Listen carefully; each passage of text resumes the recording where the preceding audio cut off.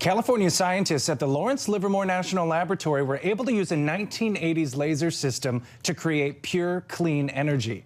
A first for the history books, sparking curiosity for the future of science and technology.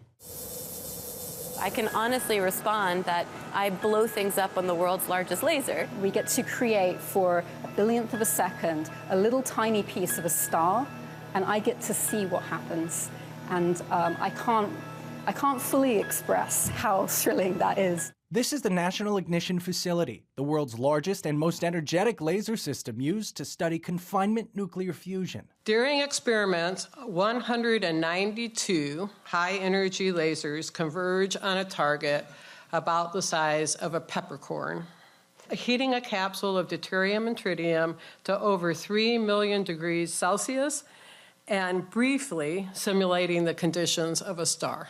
Nuclear fusion was discovered in 1951, and scientists have made it their goal to get more energy to come out and go into their experiment.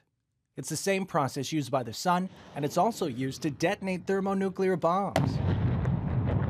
Now, scientists hit those energy gain goals in a process called fusion ignition. Last week, for the first time, they designed this experiment so that the fusion fuel stayed hot enough, dense enough, and round enough for long enough that it ignited, and it produced more energies than the lasers had deposited.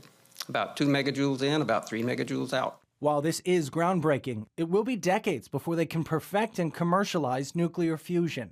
This is one igniting capsule, one time, and to realize commercial fusion energy, you have to do many things. You have to be able to produce many fusion ignition events per minute, and you have to have a robust system of drivers. Now that we have a capsule that ignites, we need to figure out, can we make it simpler? Can we begin to make this process easier and more repeatable? Can we begin to do it more than one time a day? Can we start working toward rep rate? And each of these is an incredible scientific and engineering challenge. The laboratory's director says with research on laser technology and significant investment, the U.S. could potentially build a power plant in a few decades.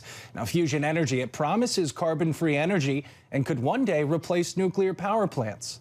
Brody, CBN News.